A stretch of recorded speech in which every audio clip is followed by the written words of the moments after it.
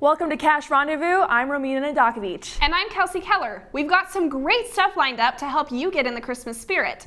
But first, you may have heard the news yesterday. USU junior forward Danny Berger collapsed during the team's practice. Brianna Bodley joins us live in studio with more on his condition. You know what, Danny is only 22 years old as an athlete. He's in great condition and his friends say he's very healthy. So what happened last night came as a shock to everyone.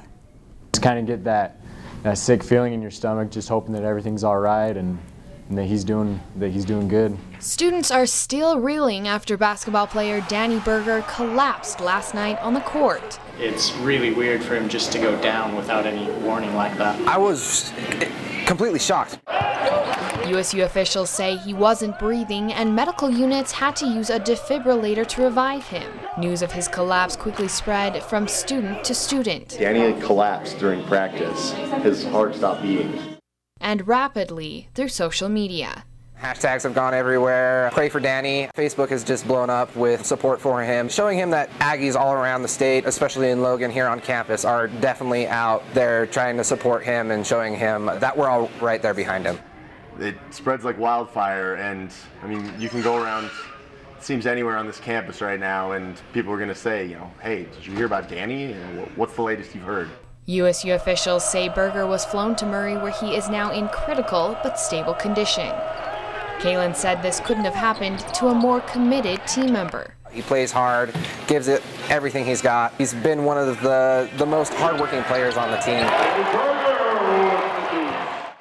Now students are hoping to find a silver lining to this misfortune. Things like this, they bring a team together, and they sometimes make them stronger. It has an effect on a community like this. The family held a press conference where they told everyone that although he is still a little bit unsure with his recovery, they are hopeful and that he's showing positive signs.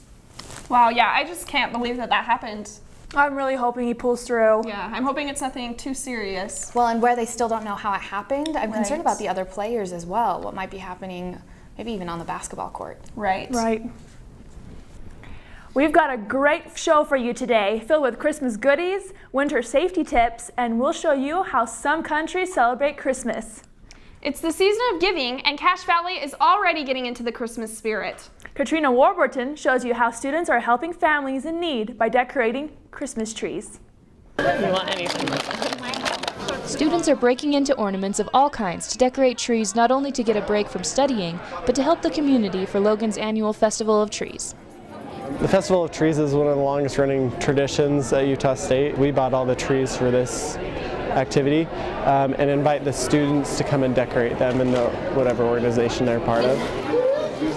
I have 46 different organizations and clubs that are here. Anything from the athletics that are here, all 12 athletic teams, to Savvy, which is the anti-violence and sexual abuse awareness.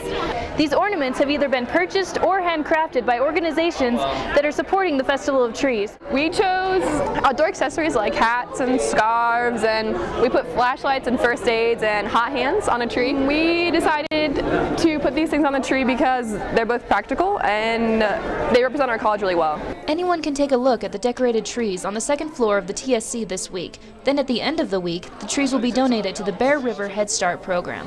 That takes care of children whose families can't afford them to send them to preschool and kindergarten and things like that. We donate all of the trees to them, decorated as is, so we'll just wrap them up and then take them to them, and so then they will place them in families in need.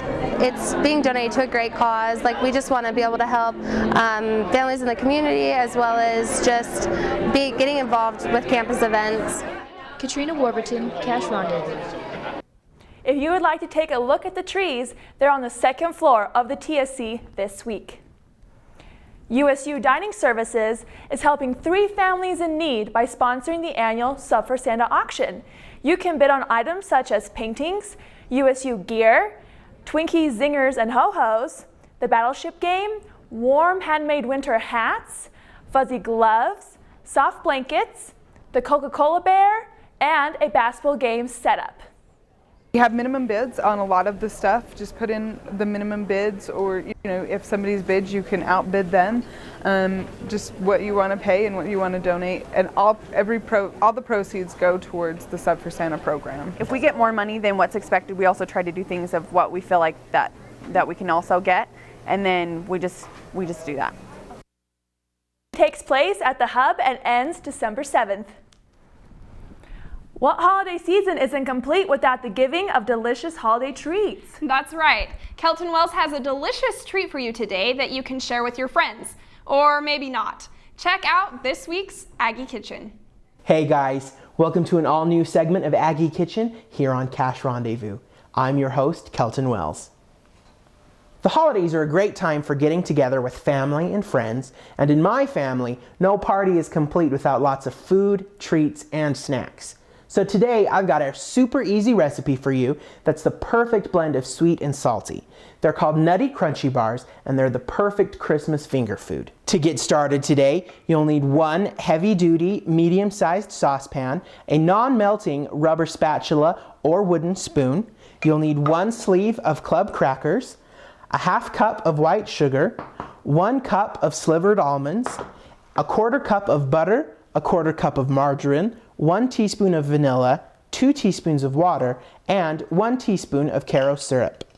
You'll also need a 15 by 10 by 1 cookie sheet and parchment paper or aluminum foil to line the pan with. Next, you want to make a layer with your crackers on the parchment paper. Next, you're going to make an easy caramel layer for the bars. Add the sugar to the saucepan. Allow to warm over medium heat for 15 seconds. Add water, butter, margarine, syrup, and mix well. Cook for 3 minutes, stirring constantly. At the end of 3 minutes, add the vanilla and mix well. Next, pour the sauce over the crackers and spread in an even layer. Now sprinkle with nuts and bake in a 350-degree oven for 8 to 9 minutes. When finished baking, place the bars on a wire rack to cool. When the bars are cool, break into individual pieces. They're great to set out at a party or to take to friends as a gift. That's all for today, so until next time, keep on cooking, Aggies. That looked great. I'm not gonna lie, one of my favorite parts of the holidays are probably all the treats. But anyways, we've had plenty of rain lately, but will we ever get any snow? Kelton Wells will have your 5-day forecast right after this break. Meet David York, renowned physiologist at Utah State University's Center for Advanced Nutrition. Meet Andrew Bergen, avid mountain biker and a sophomore biology major working with Dr. York. Together, they are studying the plagues of our century, researching ways to reduce obesity, cardiovascular disease, diabetes, hoping to shape the future.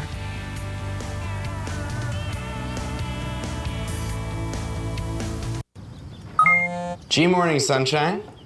Wakey, wakey. Text me. Are your parents home later? We can hang. LUV, love you. JK. Holla back. Holla back. Holla back. Are you with your friends? That's lame. We're in a huge fight right now. XO. What'd you dream about? Something I did. Are you on your way to the mall? I'm lonely. Nude pics. Send me some. Text me.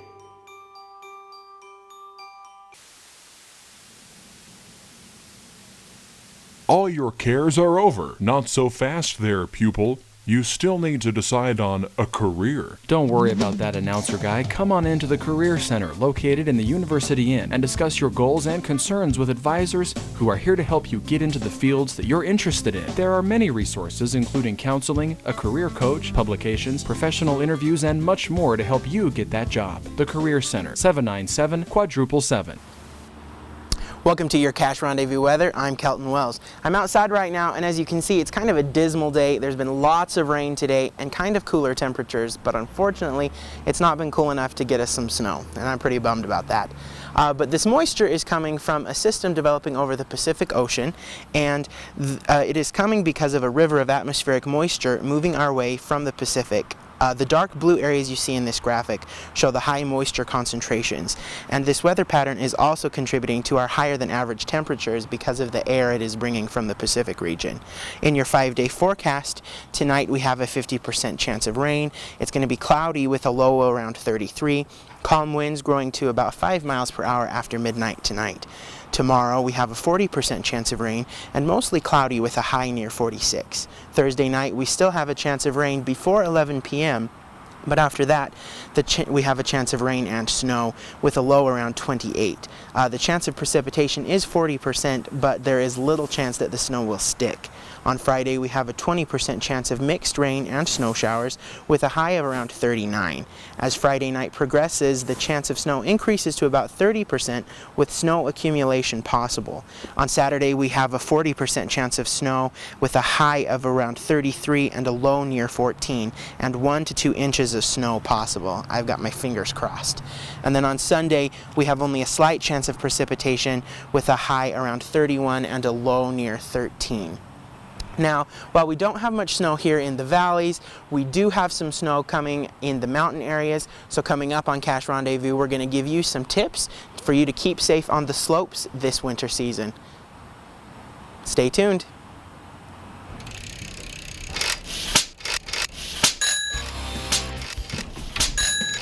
Did you know you can do all of this for free? Aggie Blue Bikes, USU's bike rental and repair shop, lends out commuter bikes for 3-month durations, or racing, mountain, day cruisers, tandem bikes, and unicycles for the day, for free. If you already have a bike, come in and our trained technicians will help you repair, tune up, or overhaul your bike, again, for free. Aggie Blue Bikes, located between the Field House and Military Science Building. Stop paying those expensive citations. Stop putting quarters in the meters and always running out of time. Stop having to pay for parking by the hour. Instead, visit the Transportation and Parking Office and buy a parking permit. Then you can go on to Happy Parking. Career Services is in the business of doing 4 primary things. First is career exploration. The second is co-op internship opportunities. The third area is career employment. And lastly, we provide assistance with grad school prep and testing. We're open Monday through Friday, 8 to 5. Students can come in to make an appointment. We're located on the ground level of the University Inn, and our webpage is www.usu.edu/career. Winter break is just around the corner, and you may be looking forward to skiing or snowboarding. Cesar Abbott shows you how you can stay safe when you hit the slopes. Now that winter break is just a week away, the time to hit the slopes is also getting closer. And although some ski resorts have already opened in Utah, the closest one to Logan, Beaver Mountain, does not have a set open date yet. But with all this excitement on skiing and snowboarding comes safety. Now, how can you make sure you're performing the sport with safety? First comes preparation. Make sure you're using all required equipment such as helmet and goggles, and wear several layers to accommodate your body's constantly changing temperature. Also, take a lesson. They could be a little expensive, but you'll improve the most when you receive some guidance from a qualified instructor. Drink plenty of water. Be careful not to become dehydrated. If you find yourself on a slope that exceeds your ability level, always leave your skis on and sidestep down the slope. And to ensure your safety and the safety of others, the National Ski Areas Association has compiled a set of rules that every skier and snowboarder should follow. These are: always stay in control. If you're feeling tired, you should stop. People ahead of you have the right of way. Stop in a safe place for you and others. Do not stop in the middle of the slope. Whenever starting downhill or merging, look uphill and yield. Use devices to help prevent runaway equipment. Observe signs and warnings and keep off closed trails. Know how to use the lifts safely. And more important, have fun safely. Cesar Abbott, Cache Rendezvous. To get more tips on how to stay safe, visit nsaa.org. We have snow in the mountains, and hopefully we'll have some here in the valley this coming weekend. And with snow comes bad weather conditions. Ryan Humphreys has some tips on how to stay safe this winter and keep your car running its best. Regular engine maintenance is one of the best ways to prevent your car from breaking down in the wintertime. From the engine oil to the windshield wiper fluid to coolant, these are the three main things you want to check for when you're doing regular maintenance. Checking your engine oil is actually really simple. Pull out the dipstick, wipe it off, put it back in. This will give you a more accurate reading. You're going to look at these dots here to see how much oil you have. If you need to add any oil, you can do so underneath this cap.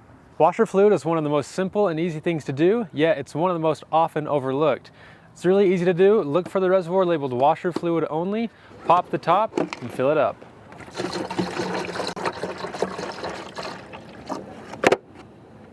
A lot of people don't realize, and they think the front of the car is where it's most important to keep traction, which it is important to keep traction. The most important to keep traction is in the rear. It's always a good idea to make sure you keep an eye on the tread of your tires as well as the air pressure. This will ensure that you get the best performance out of your tires. A big thing actually is alignment. A lot of people don't realize that, but you want as much contact with the road as you can with your tires, and alignment does have a lot to do with that.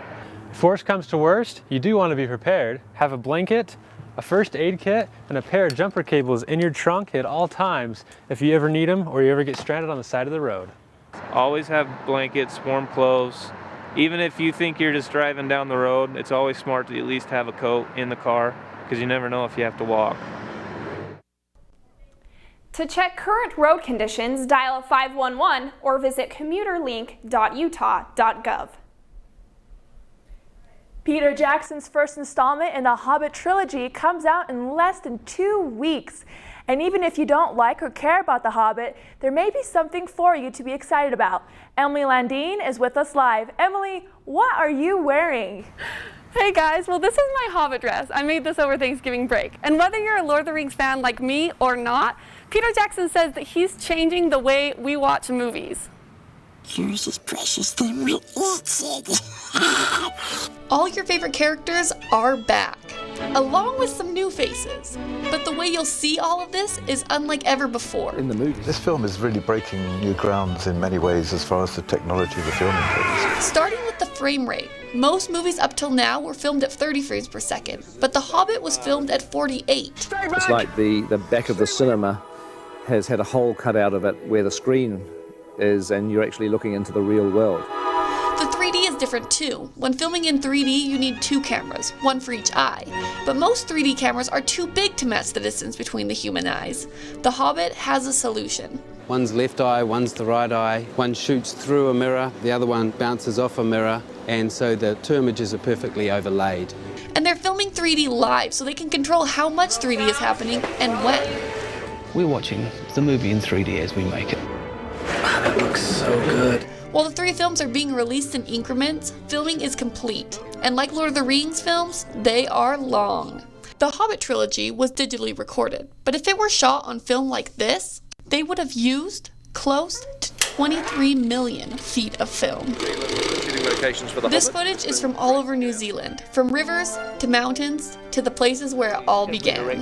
Because it wouldn't be the same without our favorite elves and wizards.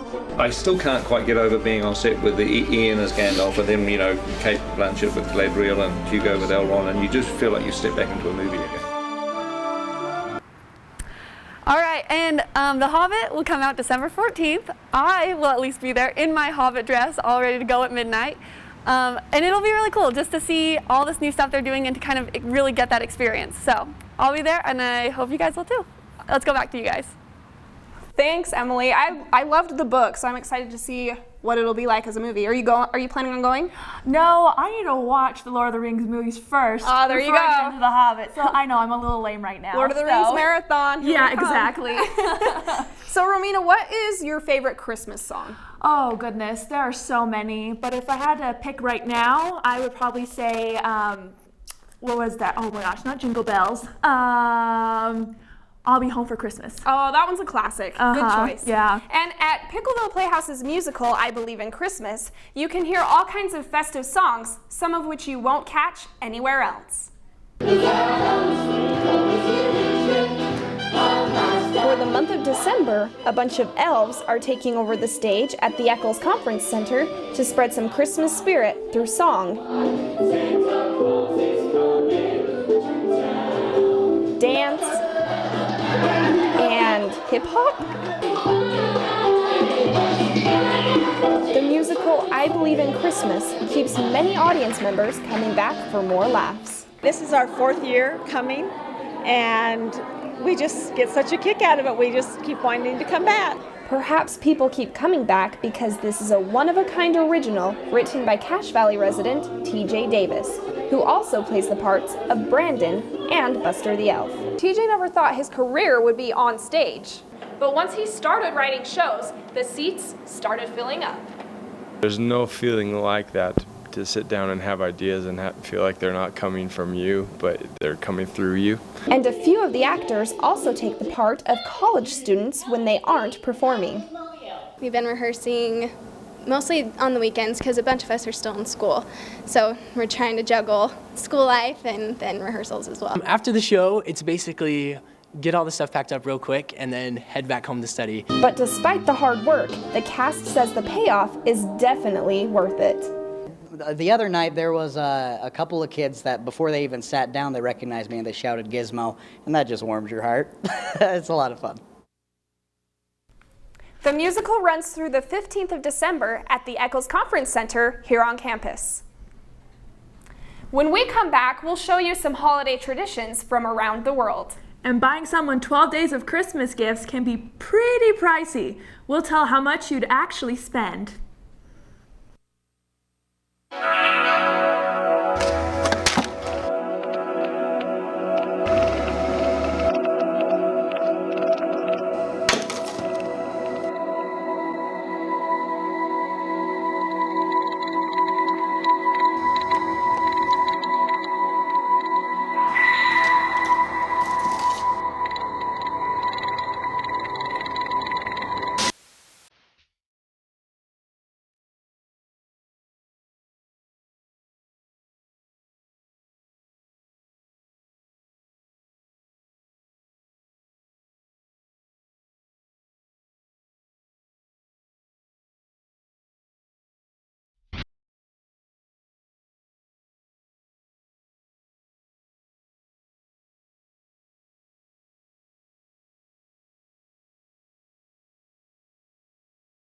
When you think of Christmas, you might think lights, caroling, and of course, a Christmas tree. But Lauren Brewer shows you that not everyone celebrates Christmas the same way.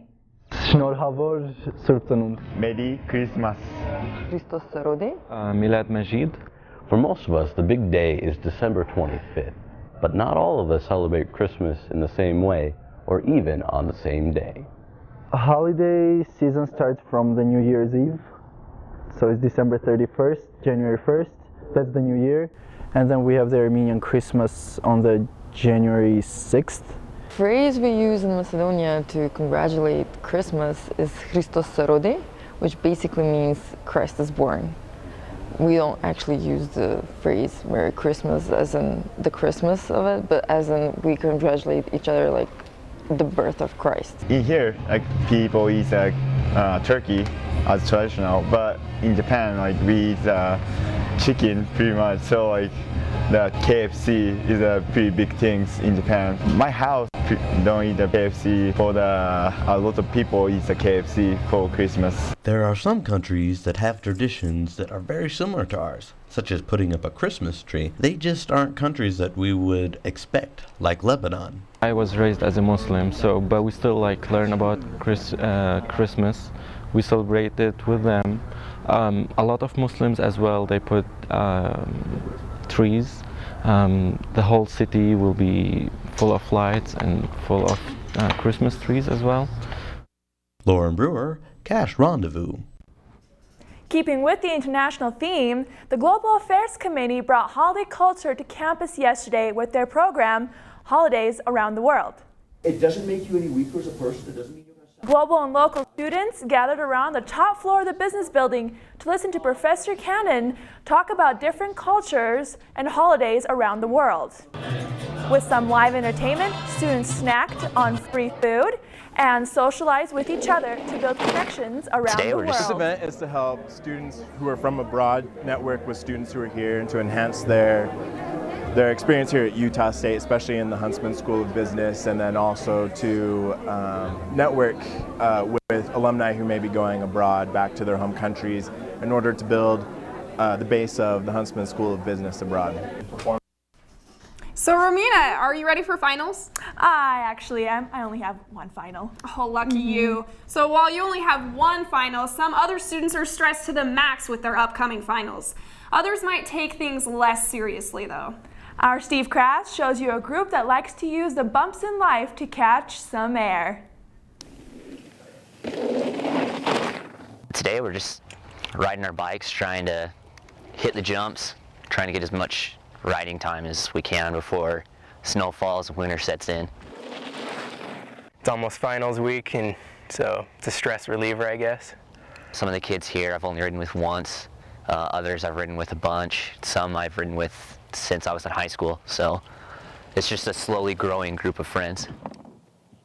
The adrenaline rush, the sense of accomplishment when you hit a jump that's bigger than you have before, or you clear a rock section that was intimidating to you, or keep up with or outperform your buddies, just kind of fills me with a sense of accomplishment and drive to keep on going. My mind goes blank, I guess, and I just think about just doing the jumps good, and I don't really have much going through my head besides making it smooth. There's a lot of timing. You're springing off the top of the lip just to get more air time, and it also helps you control the bike in the air. And for me, it helps me do tricks. It's kind of an addiction of sorts. If I could, I'd be doing this all day, every day. But you got to pay for the bills, you got to pay for the bike somehow, and there's relationships with other people who don't bike that you got to keep up, and those are all important things too. But it's just a huge part of my life. The style of biking you just saw is called free riding, which focuses on tricks and styles without a set course. You've probably all heard the Christmas song that goes like this: on the first day of Christmas, my true love, blah, blah, blah, blah, blah. But have you ever thought about how much money all that stuff would actually cost to give somebody? We've gone ahead and broken down the costs for you. At the end of 12 days, you would have gifted 22 turtle doves, 30 French hens, and 42 geese, among others. That's almost 200 total birds. You'd also spend 40 maids of milking, 36 ladies dancing, and 30 lords a leaping. That's over 140 staff members, including the pipers piping and the drummers drumming, and the price tag, just under $108,000. That's $68,000 more than the average American family takes home in a year. I think I'd rather my husband just buy me a new Lexus or something. Well, I would say my boyfriend should buy me a pink diamond ring. Oh, there you go. Yeah. Well, thanks for watching our special Christmas edition of Cash Rendezvous. Good luck on your finals and have a great winter break.